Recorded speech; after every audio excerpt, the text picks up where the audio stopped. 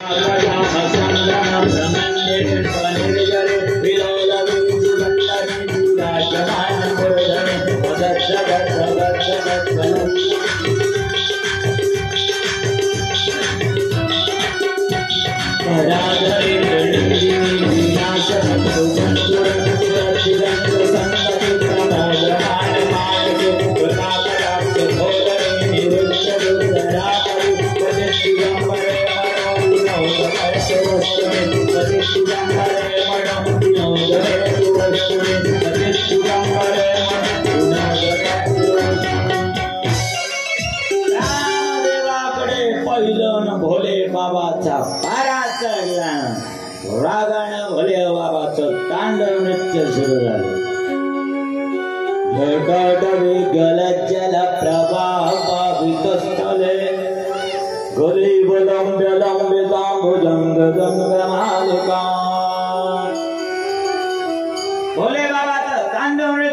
झालं. भोले बाबांनी जेव्हा कामदेवाकडे पाहिलं लाल बंद डोळे झाले आणि भोले बाबाचा क्रोध वाढला आणि भोले बाबांचा क्रोधानं तिसरा नेत्र उघडला आणि एका क्षणात कामदेवाला जाळून भस्म केलं.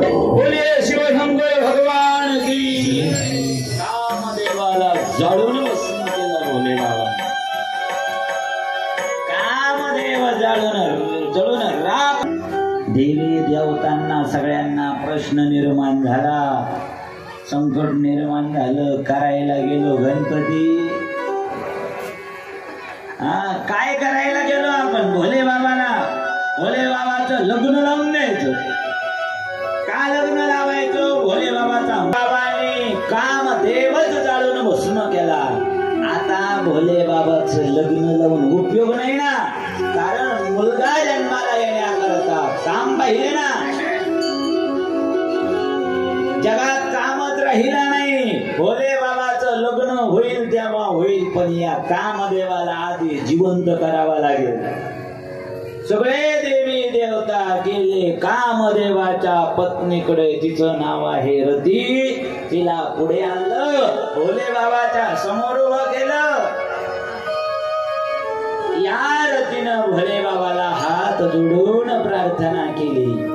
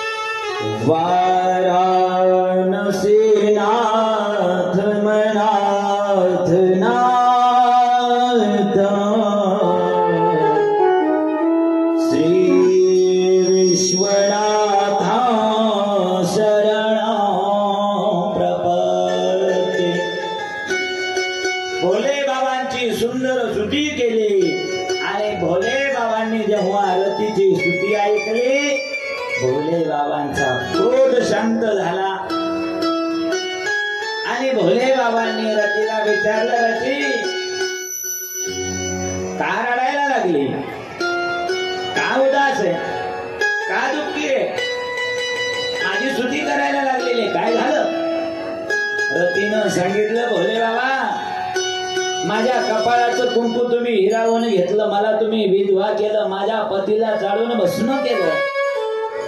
भोले बाबांनी सांगितलं, जो दुसऱ्याची समाधी भंग करतो, भजनामध्ये विघ्न आणतो, त्याला जळावं लागतं, मरावं लागतं.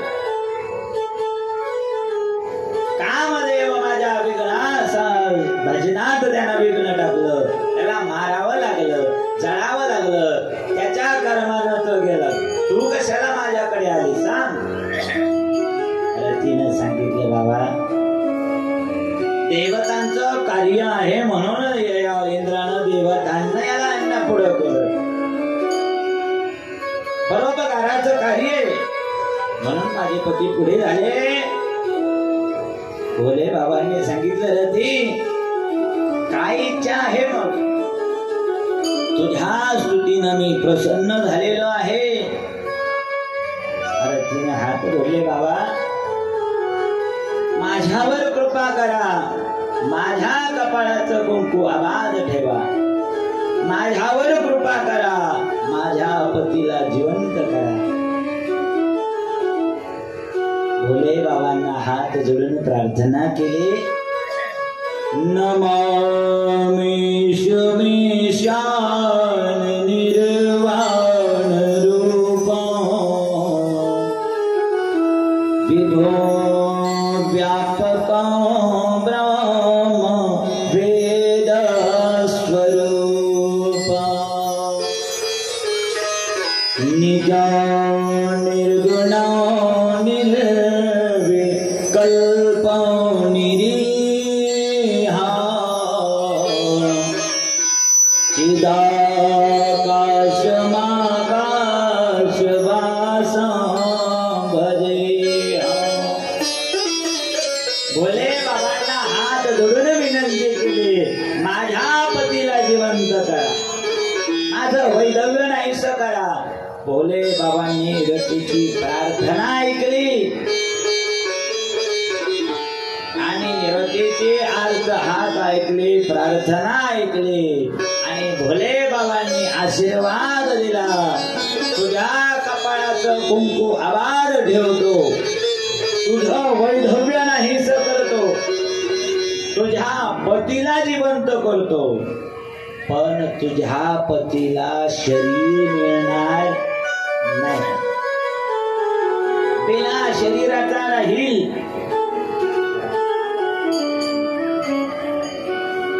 बिना शरीराचा राहील आणि प्रत्येकाच्या अंतःकरणामध्ये काम भावनेच्या रूपाने वास करेल.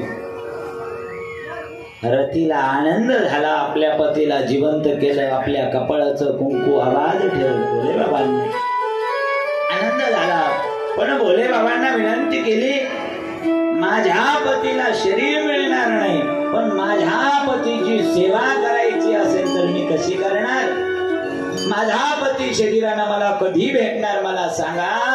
मग भोले बाबांनी सांगितलं, रती जब जदुवंश कृष्ण अवतारा होई हरण महामहिभारा कृष्ण तनय होई पतितोरा बचनु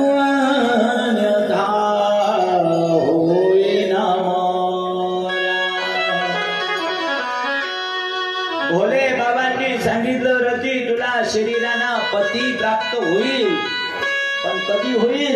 जब यदुवंश कृष्ण अवतारा, यदुवंशामध्ये भगवान श्रीकृष्ण परमात्मा जन्माला येतील, द्वारकेचे राजे बनतील, रुक्मिणी मैया सोबत विवाह होईल आणि रुक्मिणीचा मोठा पुत्र बनून प्रद्युम्न बनून तुझा पती कामदेव जन्माला येईल. जा तू शंभरासुराच्या तिथे राहा आणि तिथे स्वयंपाक बनवण्याचं काम कर. तिथे तुझा पती तुला शरीरानं प्राप्त होईल.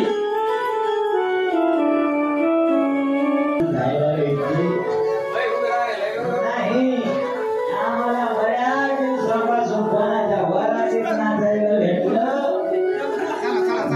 मग भोले बाबाला आठवण आली, आपल्या घरामध्ये बोलायला लागले, देवदानो जा, लग्नाची तयारी करा.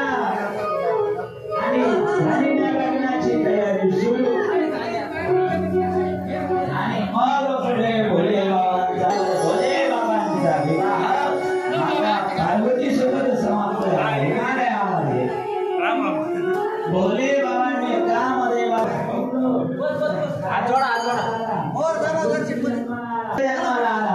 नारदांनी सांगितलं, तुझा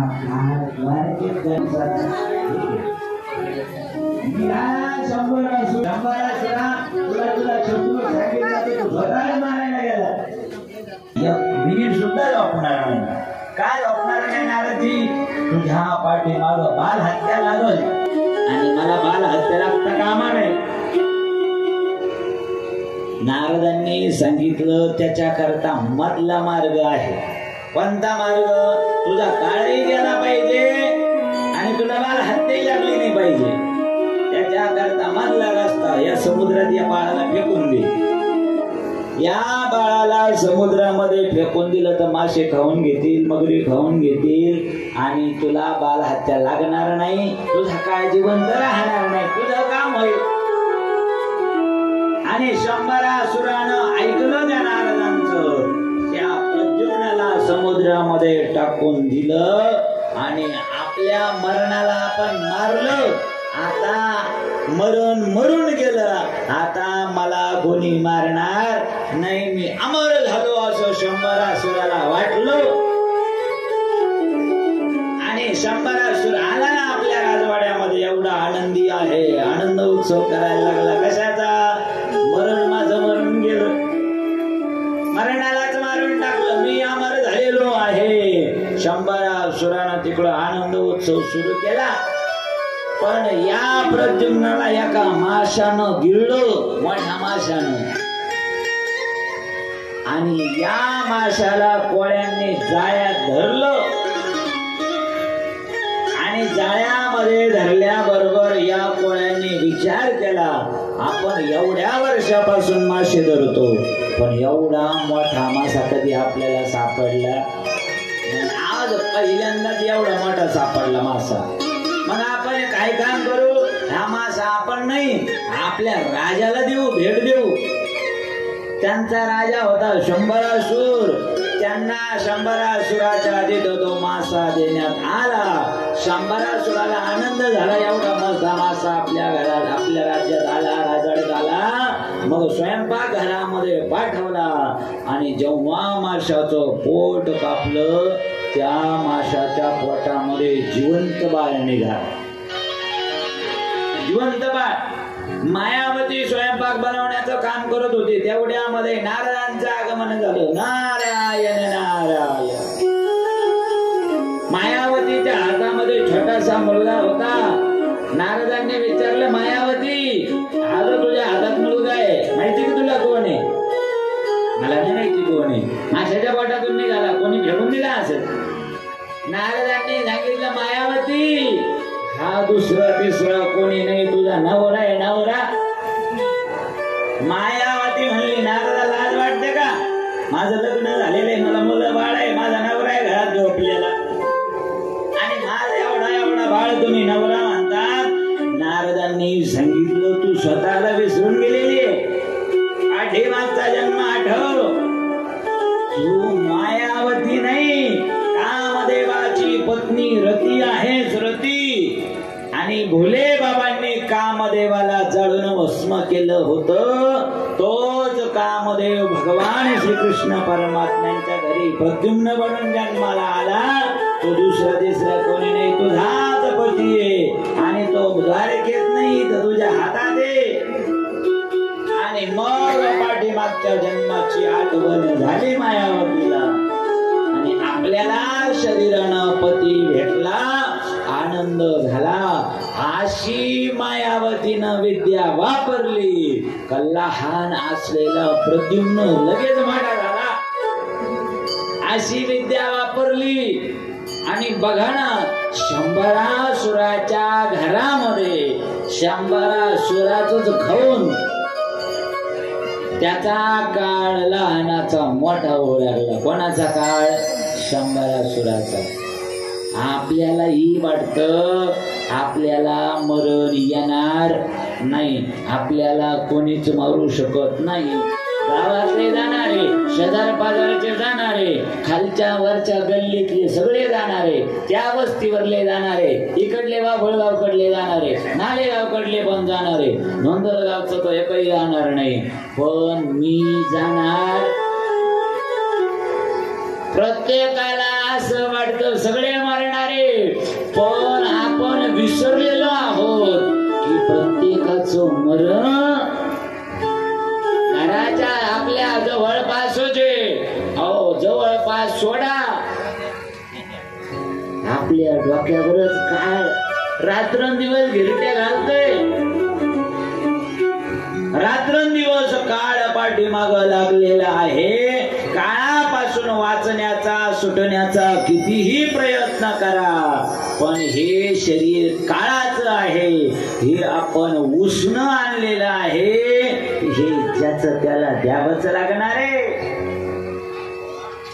जिंदगी एक किराए का घर है, जिंदगी एक किराए का घर है, एक न एक दिन बदलना पड़ेगा, एक दिन बदलना पड़ेगा, एक दिन बदलना पड़ेगा। जिंदगी एक किराए का घर है, जिंदगी एक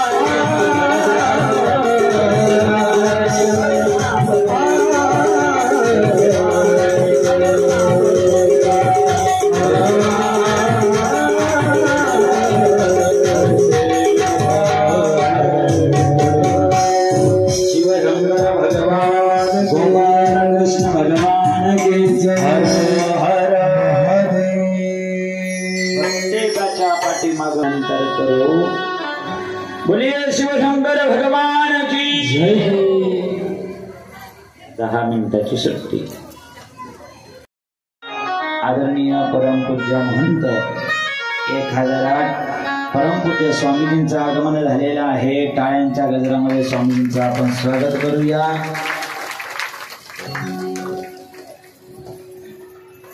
गुरुदेव दया करके मुझको गुरुदेव दया करके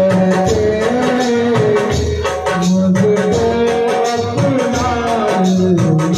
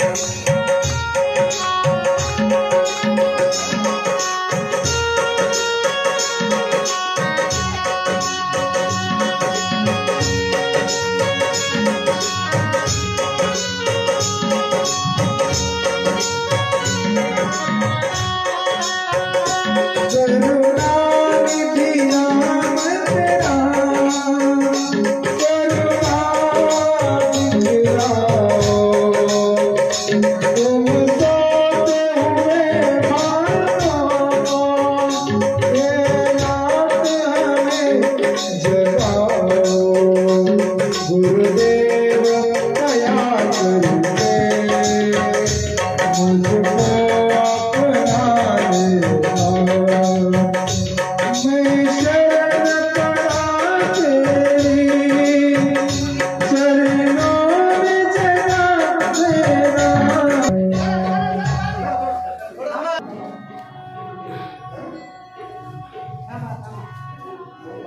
शरण पड़ा तेरी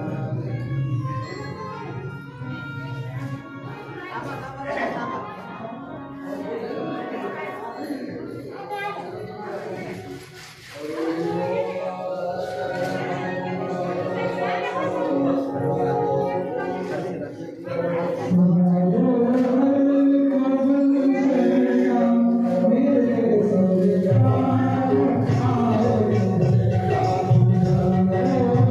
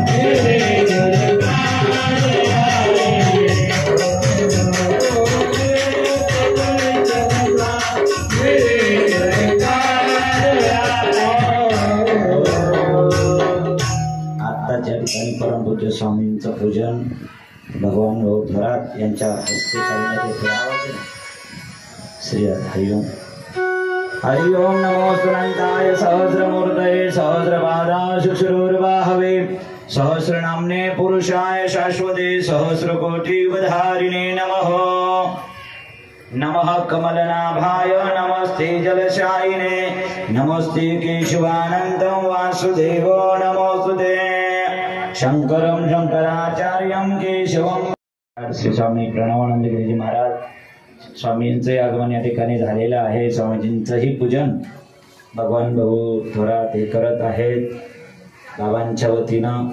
आताच स्वामीजींचं आगमन या ठिकाणी झालं। बऱ्याच वेळापासून आपण या ठिकाणी स्वामींची वाट पाहत होतो। तुम्हाला सांगितलं होतं स्वामी जेव्हा येतील तेव्हा कथा समाप्त होईल। आपली कथा जवळपास पूर्ण झालेली आहे।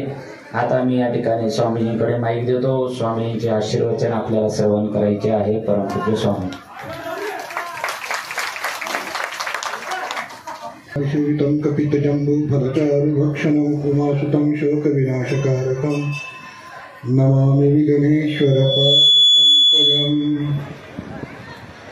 कर्पूरगौरं करुणावतारं संसारसारं भुजगेन्द्रहारं सदा वसन्तं हृदयारविन्दे भवं भवानी सहितं नमामि गोपालपालं भुवनैकपालं संसारमायामतिमोहजालं येषो विशालं शिशुपालकालं बालं मुकुन्दं मनसा स्मरामि देयं सदा परिभवग्नमभीष्टदोहं तीर्थास्पदं शिवविरिञ्चिनुतं शरण्यं मृत्यार्तिहं प्रणतपालभवाब्धिपोतं वन्दे महापुरुषते चरणारविन्दं गुरुर्ब्रह्मा गुरुर्विष्णु गुरुर्देवो महेश्वरः गुरु साक्षात् परब्रह्म तस्मै श्री गुरवे नमः। परम मंगलमय देवाधिदेव भगवान महादेवाच्याच पावन चरणी कोटी कोटी दंडवत आणि त्याच भल्याबाबत दुसरं स्वरूप असणारे परमपूज्य परमादरणीय सन्माननीय माझ्या हृदयामध्ये सतत त्यांचे चरणकमल मी नेहमी वंदित असतो पूजित असतो असे माझे परमगुरुदेव बाबाजींच्या पावन चरणी कोटी कोटी दंडवत। ओम नमो नारायण। व्यासपीठाला नमन। या ठिकाणी उपस्थित सर्व भक्त सज्जन भक्ती स्वरूप माता बंधू, आज या ठिकाणी आपण अशा पावन प्रसंगी सर्व एकत्रित झालेलो आहोत। धन्य आहोत आपण। असा हा महान पर्व काळ खरं तर पुऱ्या भारतवर्षामध्ये आजचा हा दिवस आहे आणि ज्या ज्या ठिकाणी तीर्थक्षेत्र असेल, महादेवाचे मंदिर असतील, अनेक अशी ज्योतिर्लिंग असतील, अनेक अशी संख्याना त्या ठिकाणी आज लोक बाबा विश्वनाथाची पूजा करतात, भोले बाबाची पूजा करतात आणि आपणही त्या पूजामध्ये सहभागी झालेला आहात। खरोखर धन्य आहात आपण, कारण आजचा दिवस असा महत्त्वाचा आहे। आपण कथेमध्ये श्रवण करत असतो की आज शिवरात्रीच्या महापर्व काळावरती आणि सहज एका व्याधेने आणि त्याच्याकडून सहज भगवान शंकराची जी पूजा घडली गेलेली आहे, 4 प्रहराची पूजा, आणि अनायास जी पूजा घडल्यामुळे त्याचा उद्धार झाला आणि प्रयासाने जर आपण बाबा शंकराची जर पूजा केली, आपला उद्धार झाल्याशिवाय राहणार नाही, झालाच पाहिजे। म्हणून आपण या ठिकाणी भाग्यशाली आहोत. अमूल्य असा जीवनाचा हा वेळ काढून आपण या ठिकाणी एकत्रित झालो. पावन या ठिकाणी भगवान श्रीकृष्णाचं जे वाङ्मय आहे कथा रूपानं या ठिकाणी आपण श्रवण करीत आहोत. भगवान शंकराचं वर्णन करीत असताना शास्त्रकाराने सांगितलेलं आहे की महादेव महादेव महादेवी तियो वदे एकेन मुक्ती द्वाभ्याम शंभू ऋणीर भवेत. भगवान शंकराचं जर आपण चिंतन जर करीत असलो, महादेव महादेव असं जर म्हणत असेल, तर भगवान शंकर स्वतः सांगतात की मी त्या भक्तांचा ऋणी होऊन जातो. ऋणीच नव्हे तर अनेक अनंत पापाचा नाशही त्याचा करतो आणि त्याला सायुज्य अशी मुक्ती मी प्रदान करतो. महादेव महादेव महादेवी तियो दे. नुसतं एक जर आपण महादेवाचं नाव घेतलं, हे महादेव असं, तर भगवान शंकर स्वतः म्हणतात एकेन मुक्ती, एकातच मी त्याला मुक्ती प्रदान करतो. द्वाभ्याम शंभू ऋणीर भवेत. आणि दुसऱ्यांदा जेव्हा महादेव तो असा म्हणतो त्याचा मी ऋणी होतो. एवढी अशी महान शक्ती भगवान शंकराच्या नामामध्ये आहेत. आणि मग नुसतं आपण अशी टकटकी लावून बसलो तर चालेल का? नाही ना. मग आपण भजन म्हणावं लागेल. हर हर महादेव शंभो काशी विश्वनाथ गंगे.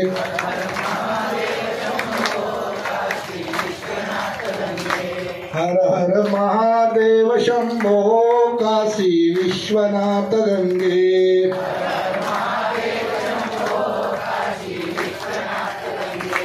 काशी विश्वनाथ गंगे. काशी अमरनाथ गंगे. हर हर महादेव शंभो काशी विश्वनाथ गंगे. महादेव शंभो काशी विश्वनाथ गंगे. हर हर महादेव शंभो काशी विश्वनाथ गंगे. हर हर महादेव शंभो काशी विश्वनाथ गंगे. महादेव महादेव महादेव. वा वा वा वा. बाबा भोलेनाथ नक्कीच आज हा आनंद सोहळा पाहून, तुमच्या नावाचा गजर पाहून खुश झालेले असतील. खरोखर बाबा जे भोले आहेत ना, एवढे भोले आहेत, एवढे भोळे आहेत की तुम्ही कथामध्ये तर ऐकलंच असेल है ना. एवढे भोळे आहेत. जो मागे सो लुटावे लन हमार. काही मागा ते द्यायला तयार आहेत. स्वतः बाबा भोल्याचं जर विचार आपण जर केला आणि वर्णन जर केलं तर त्यांच्यापाशी काय आहे? अंगाला लावायला फक्त भस्म आहेत, लावायला एक व्याघ्र चर्म आहेत, बसायला काय आहेत? नंदीश्वर आहेत. परंतु जेव्हा भक्त कोणी मागतात ते सुद्धा ते देऊन टाकतात. असे भोले शंकर आहेत. आणि जोही कोणी भगवान शंकराची उपासना करत असेल त्या भक्ताला भगवान शंकर कधीच काहीही कमी पडू देत नाही. कथा तुम्ही भरपूर ऐकल्या आहेत, कथाही भरपूर आहेत. मला वाटतं तुमचा वेळही पुरा झालेला आहे. 4 वाजता मी विचारलं होतं की किती वाजता कथा सांगता होते म्हणे 4 वाजता. म्हणलं ठीक आहे. मला दुसऱ्या विषयावरती ह्या ठिकाणी बोलायचं आहे. भगवान शंकराचं दुसरं स्वरूप असणारे आपले परमपूज्य बाबाजी.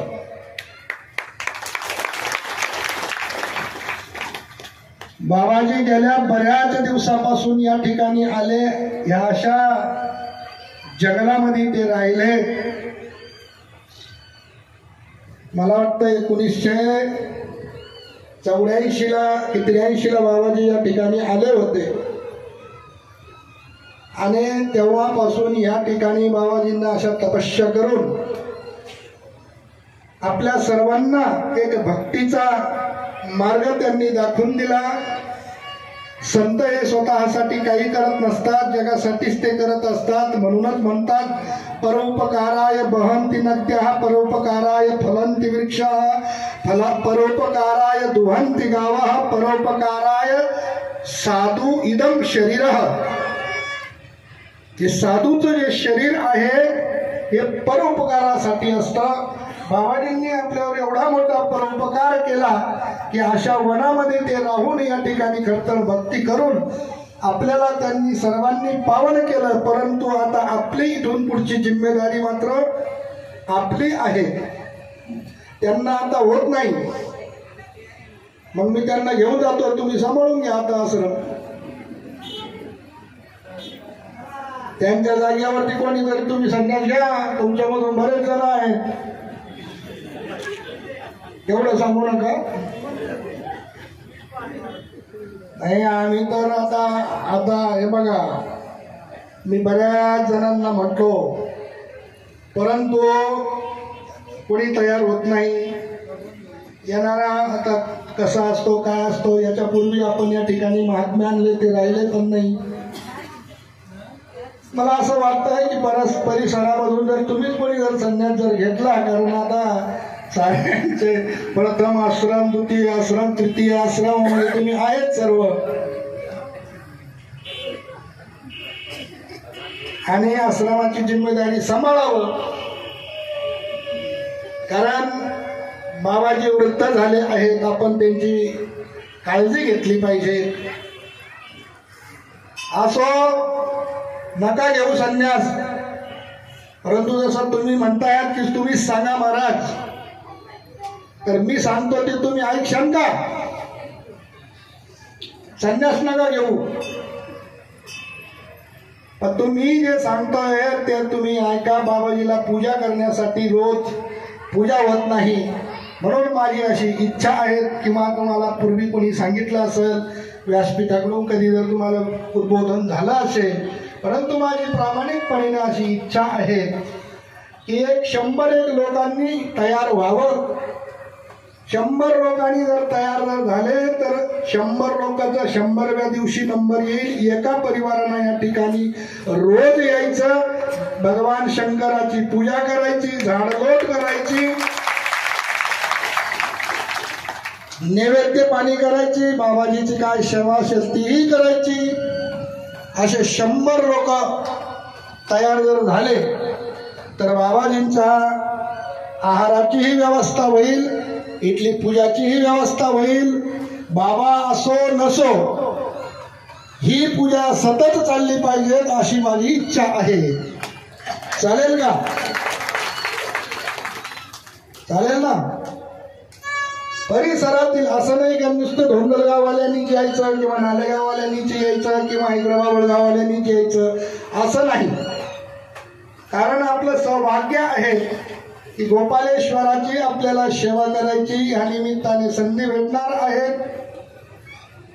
आणि जर नाही झाले 100 लोक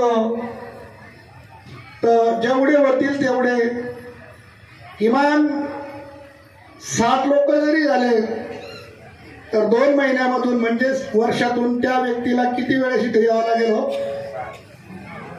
फक्त 6 दिवस पूजा द्यायची ना, काय हरकत नाही ना. आणि जर 30 जर झाले तर 12 दिवस. परंतु जेही कोणी या ठिकाणी येतील त्यांनी मात्र जिम्मेदारी पूर्वक यायचं. घरी जर काही अडचणी असतील, सुतक असेल, विटाळ असेल, तर दुसऱ्या परिवाराला फोन करून सांगायचं की आज तुम्ही जाऊ शकता, आमच्या घरी असं असं आहे. आणि ही सारी जिम्मेदारी एका व्यक्तीने इथं पार पाडायची. ती बाबाजीपर्यंत जाऊ द्यायचं नाही. ते काही गरज नाही, बाबाजीला सांगायचंही नाही.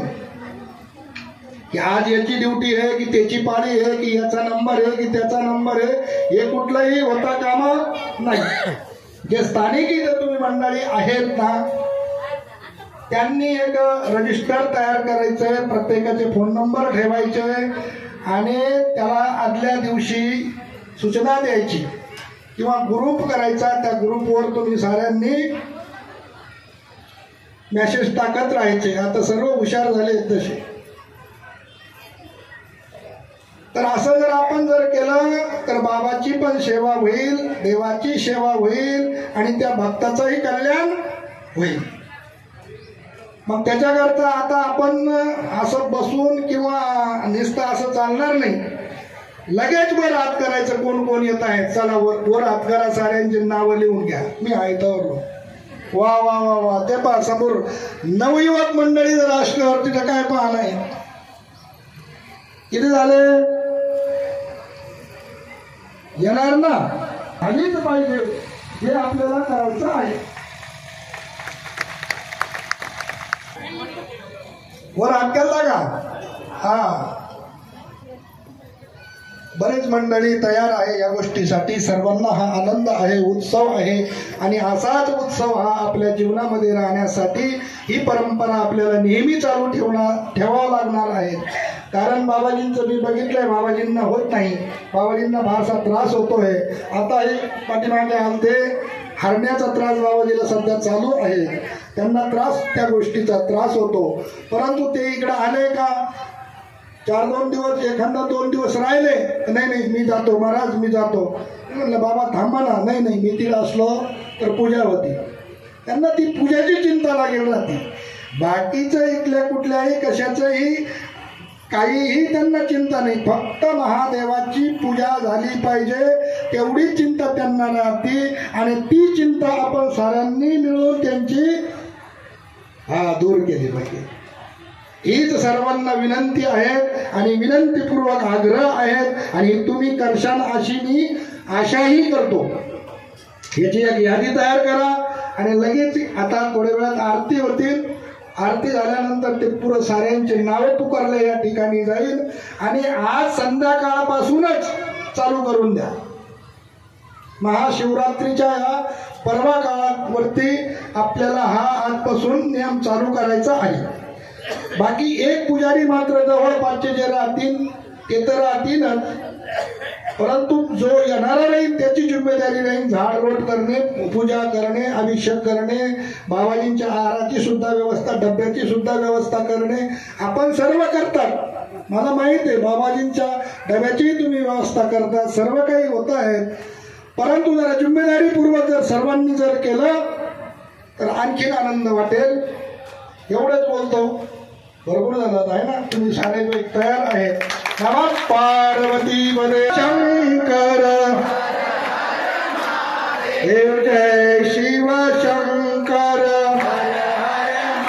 देव जय शिव शंकर हर हर महादेव देव जय शिव शंकर हर हर महादेव देव जय शिव शंकर हर हर महादेव देव जय शिव शंकर हर हर महादेव देव जय शिव शंकर हर हर महादेव देव जय शिव शंकर हर हर महादेव देव जय शिव शंकर हर हर महादेव देव जय शिव शंकर हर हर महादेव जय शिव शंकर हर हर महादेव देव जय शिव शंकर हर हर महादेव देव जय शिव शंकर हर हर महादेव देव जय शिव शंकर हर हर महादेव नमः पार्वती पदे हर हर महादेव.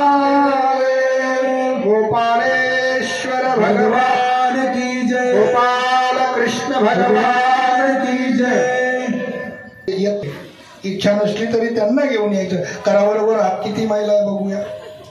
1 2 3 4 5 6 7. हा, लाजायचं काही एक काम नाही आहे ना. लाजायचं काही काम नाही. आपापल्या मालकाला घेऊन यायचं पूजासाठी. महादेवाचीच पूजा करायची, तुम्हाला इतर काही करायचं नाहीये. ठीक आहे, धन्यवाद. त्यांनी अतिशय सुंदर नियम या ठिकाणी प्रारंभ केलेला आहे. वहीमध्ये नावं लगेच हे घ्या. यादी चालू करा. यांच्याकडे यादी चालू आहे. लगेच ज्यांना नावं लिहायचे असतील इकडे यादी चालू आहे, वही आहे. आपापलं नाव द्यायचं. रोज सकाळी 5:30 पावणे 6ला इथं यायचं आणि भोलेबाबांच्या मंदिरामध्ये अभिषेक करता येईल, अभिषेक करायचा, पूजा करता येईल, पूजा करायची, आरती करायची. मंदिर सगळं झाडून घ्यायचं. बाहेर सडा रांगोळी सुद्धा रोज झालं पाहिजे. तिन्ही मंदिरं आहे, तिन्ही मंदिरांचंही पूजन करायचं आणि भोले बाबाला काहीतरी प्रसाद घेऊन यायचा. आरतीचं ताट घेऊन यायचं, प्रसाद घेऊन या, खडी साखर घेऊन या. आरतीला जे येतील त्यांना प्रसादही त्या ठिकाणी रोज अर्पण करायचा. कोणी पेढे आणा, कोणी आणि भोले बाबाला रोज हारही आणला. घरामध्ये फुलं असतील फुलं घेऊन यायचे, हार बनवून घेऊन यायचा, नाहीतर विकत घेऊन यायचा. रोज या ठिकाणी एक जोडपं म्हणजे एका घरातून एक जण त्या ठिकाणी एक जोडपं येईल. आपण या सुनांना पाठवा, लेकांना लेक सून पाठवा. घरातून कोणीतरी एक जोडी या 1.5 महिन्याला नंबर येईल. 60 लोक झाले 2 महिन्याला नंबर येईल. 90 लोक झाले तर 3 महिन्याला नंबर येईल. जेवढे लोक होतील, पण असे नावं द्यायचे का ज्यांचा नंबर पुन्हा कट होता कामा नाही, बंद होता कामा नाही. सुतक असेल किंवा काही स्वामीजींनी सांगितलं विटाळ वगैरे असेल, सुतक असेल, अडचणी असतील तर पुढच्या घरी त्या ठिकाणी सांगून द्यायचं आणि इथं भगवान बघून ते राहतील. बाकी त्यांनी सगळ्यांनी याद्या करून नंतर बॅनरही लावून द्यायचं. या बॅनर सारखं संभाजी महाराज डोकरकर त्यांनी 7 दिवस आपल्याची साथ आपल्याला दिली. त्यांच्याकरताही एकदा जोरदार टाळ्या वाजवा. पॅड वाजत नारायण भाऊ जाधव त्यांनी उत्कृष्ट पॅड वाजवून आपल्याला या ठिकाणी साई सावता मंडप आमचे भगवान बोधवराज त्यांच्याकरता एकदा जोरदार टाळ्या वाजवायच्या आहेत. भगवान भाऊंनी माईक सिस्टीम मंडप व्यवस्था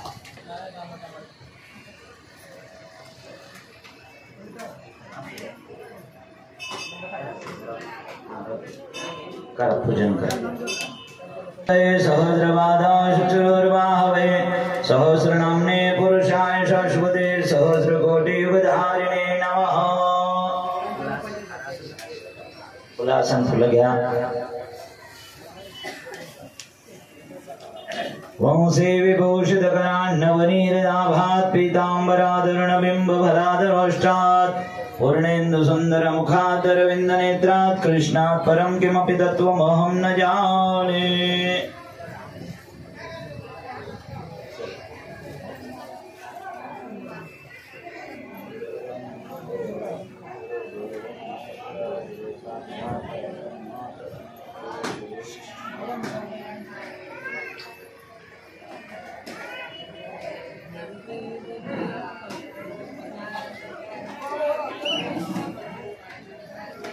आजच्या पंक्तीचे म्हणजेच फराळाचे अन्नदाते गोरख सोपान गोराडे यांनी महाशिवरात्रीच्या निमित्त फराळ पंगत आपल्याला या ठिकाणी सकाळी दिलेली आहे. त्यांनी पुढे येऊन श्रीफळ घेऊन जायचं आहे. गोरख सोपान गोराडे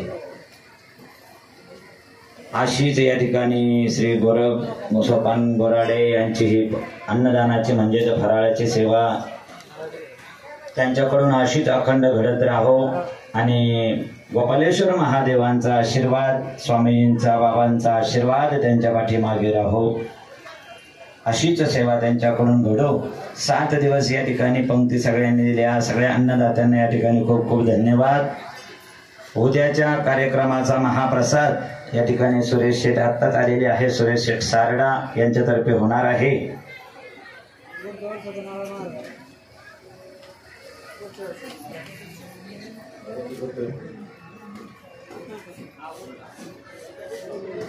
गोपालेश्वर भगवान की जय.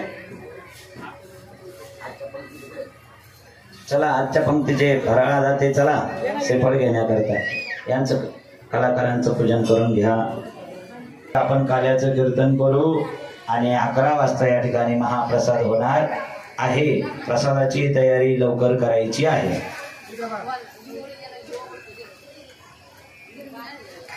तबला वादक संभाजी महाराज डोकरे यांचंही पूजन चला लवकर करून घ्या आणि पॅड वादक नारायण भाऊ जाधव यांचंही या ठिकाणी पूजन करण्यात येईल. आणि जे काही ज्ञान प्राप्त झालं ते तुमच्या समोर सांगण्याचं मांडण्याचा प्रयत्न या ठिकाणी केला. 7 दिवस हातातले काम बाजूला सारून या ठिकाणी बहुसंख्येने भाविक मंडळी, बाबांचा सर्व भक्त परिवार या ठिकाणी उपस्थित झाला. गोपालेश्वर भगवंताचा सर्व भक्त परिवार या ठिकाणी उपस्थित झाला. सगळ्यांच्या श्रद्धेला नमन आहे, सगळ्यांच्या उपस्थितीला वंदन आहे.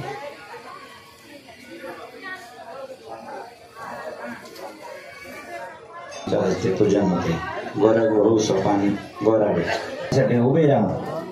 आपण कार्यक्रमाचा भागवत कथेचा शेवटचा मंत्र म्हणूया आणि मग या ठिकाणी आरती करूया. आरतीसाठी जोडपे पुढे या.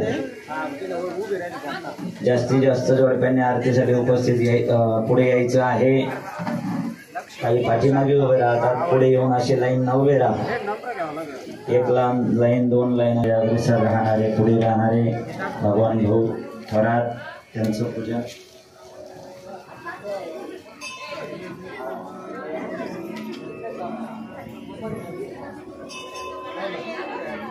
गोपालेश्वर भगवान के जय. जय श्री राधे, जय श्री राधे. मांडी माळा